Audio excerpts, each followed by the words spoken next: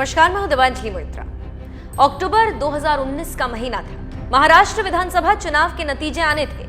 सुबह से ही गहमा गहमी का माहौल था, क्योंकि 2014 महाराष्ट्र विधानसभा में अलग होने के बाद 2019 में बीजेपी शिवसेना फिर एक साथ आए थे। ऐसे में परिणाम पर सबकी नजरें थी। चुनावी माहौल इशारा कर रहा था कि महाराष्ट्र में फिर बीजेपी शिवसेना गठबंधन की सरकार बनेगी, लेकिन ऑफिशियल परिणाम का इंतजार था। धीरे धीरे परिणाम आना शुरू हुए। देखते ही देखते बीजेपी विधानसभा चुनाव में सबसे बड़ी पार्टी बनकर सामने आई, जबकि शिवसेना ने भी शानदार प्रदर्शन किया। मतलब साफ था कि बीजेपी शिवसेना की सरकार बनेगी और देवेंद्र फडणवीस मुख्यमंत्री, क्योंकि 288 विधानसभा वाले राज्य में बीजेपी ने 105 और शिवसेना को 56 सीटें मिली, जबकि एनसीपी को 54 और कांग्रेस को 44 सीटें मिली। बहुमत का आंकड़ा 146 है। ऐसे में बीजेपी शिवसेना गठबंधन में 161 सीटें हो गई। सरकार बनाने में कोई मुश्किल नजर नहीं आ रही थी, लेकिन नतीजों के फाइनल होते ही शिवसेना ने पलटी मार दी और अपना मुख्यमंत्री बनाने की जिद ठान ली। ऐसे में बीजेपी शिवसेना आमने सामने आ गई। दोनों पार्टियों में जंग शुरू। शिवसेना की तरफ से संजय राउत ने मोर्चा संभाला और बीजेपी से शिवसेना ने बगावत शुरू कर दी। अब दोनों पार्टियों के रास्ते अलग हुए। ऐसे में एनसीपी और कांग्रेस को मिलाकर सरकार बनाने का जुगाड़ लगाया गया। बीजेपी कांग्रेस के साथ जाने को तैयार नहीं थी, तो एनसीपी के अजीत पवार को अपनी तरफ मिलाया और इसी गहमा गहमी के बीच एक सुबह देवेंद्र फडणवीस ने मुख्यमंत्री और अजीत पवार ने उप मुख्यमंत्री की शपथ राज्यपाल के भवन में ले लिया। राजनीतिक सरगर्मियां और तेज हो गई। शाम होते होते अजीत पवार को शरद पवार ने घर वापस बुला लिया। अजीत पवार का इस्तीफा हुआ और सरकार फिर गिर गई।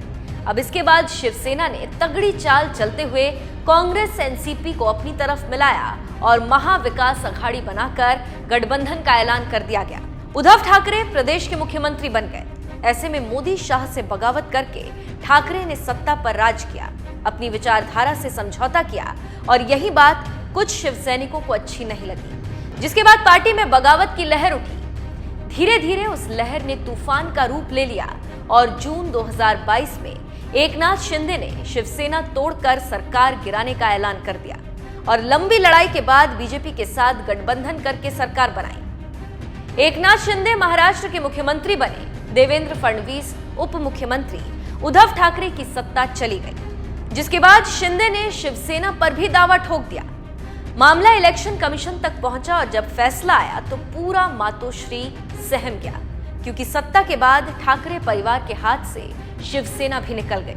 जी हां, चुनाव आयोग ने फैसला दिया कि पार्टी का नाम शिवसेना और चुनाव चिन्ह तीर और कमान महाराष्ट्र के मुख्यमंत्री एकनाथ शिंदे के नेतृत्व वाले गुट के पास रहेगा।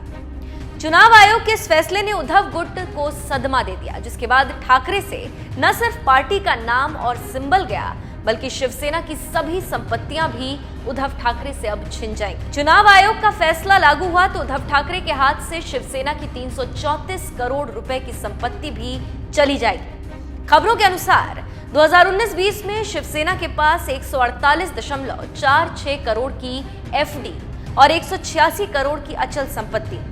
इसके अलावा पार्टी के महाराष्ट्र में 82 जगहों पर ऑफिस है। शिवसेना के शिंदे गुट के पास जाने के बाद जिसे भी कोषाध्यक्ष पद का जिम्मा मिलेगा, उसके साइन से ही पार्टी के वित्तीय लेन देन को मान्यता मिलेगी। मतलब साफ है कि उद्धव ठाकरे का साम्राज्य खत्म होने की कगार पर है और विचारधारा से समझौता करने का परिणाम उन्हें भुगतना पड़ रहा है। हालांकि उद्धव गुट ने चुनाव आयोग के इस फैसले पर नाखुशी जताई और कहा कि वे इसके खिलाफ दिल्ली हाईकोर्ट जाएंगे। देखना होगा कि ठाकरे गुट को कितनी कामयाबी मिलती। फिलहाल तो एकनाथ शिंदे शिवसेना के असली वारिस बन चुके हैं।